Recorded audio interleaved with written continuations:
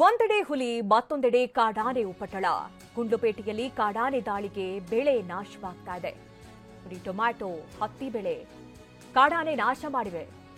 ಮಂಚಹಳ್ಳಿ ಗ್ರಾಮದ ಜಮೀನುಗಳಲ್ಲಿ ಬೆಳೆ ಹಾನಿಯಾಗ್ತಾ ಇದೆ. ಒಂದ್ ಕಡೆ ಮಲ್ಲೇಶ್ ಅನ್ನುವಂತಹ ರೈತ ಟೊಮ್ಯಾಟೊ ಬೆಳೆ ಬೆಳೆದಿದ್ರು. ಮಹದೇವಗೌಡ, ಜವರೇಗೌಡ ಹತ್ತಿ ಬೆಳೆ ಬೆಳೆದಿದ್ರು. ಎಲ್ಲವೂ ಕೂಡ ನಾಶವಾಗಿದೆ. ತಡರಾತ್ರಿ ರೈಲ್ವೆ ಬ್ಯಾರಿಗೇಡ್ ದಾಟಿ ಕಾಡಾನೆ ನುಗ್ಗಿದೆ. ಓಂಕಾರ್ ಅರಣ್ಯ ವಲಯದ ವ್ಯಾಪ್ತಿಯಲ್ಲಿ ಆಗಿರುವಂತಹ ಘಟನೆ ಇದು. ಬಂಡೀಪುರ ಹುಲಿ ಸಂರಕ್ಷಿತ ಪ್ರದೇಶದ ಅರಣ್ಯ ವಲಯ ಈ ಭಾಗದಲ್ಲಿ ಆಗಿರುವಂತಹ ಘಟನೆ. ಒಂದ್ ಕಡೆ ಹುಲಿ ಕಾಣಿಸಿಕೊಳ್ಳುತ್ತೆ, ಅದರಿಂದ ಜನ ಓಡಾಡೋದಕ್ಕೂ ಕೂಡ ಭಯಪಡುವಂತಹ ಪರಿಸ್ಥಿತಿ ಇದೆ. ಮತ್ತೊಂದೆಡೆ ಕಾಡಾನೆಗಳ ಹಾವಳಿ, ಕಾಡಾನೆ ನುಗ್ಗಿ ಬೆಳೆ ಎಲ್ಲವೂ ಕೂಡ ನಾಶವಾಗ್ತಾ ಇದೆ. ಟೊಮ್ಯಾಟೊ, ಹತ್ತಿ ಬೆಳೆ ಎಲ್ಲವೂ ಕೂಡ ನಾಶವಾಗಿರೋದು. ಈ ಬಗ್ಗೆ ರೈತರು ತಲೆ ಮೇಲೆ ಕೈ ಹೊತ್ತು ಕೂತಿದ್ದಾರೆ.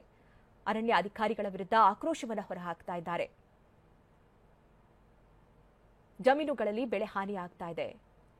ಟೊಮ್ಯಾಟೊ, ಹತ್ತಿ ಬೆಳೆ ಎಲ್ಲವೂ ಕೂಡ ಈಗ ನಾಶವಾಗಿರೋದು. ರೈಲ್ವೆ ಬ್ಯಾರಿಕೇಡ್ ದಾಟಿ ಕಾಡಾನೆಗಳು ನುಗ್ತಾ ಇದೆ.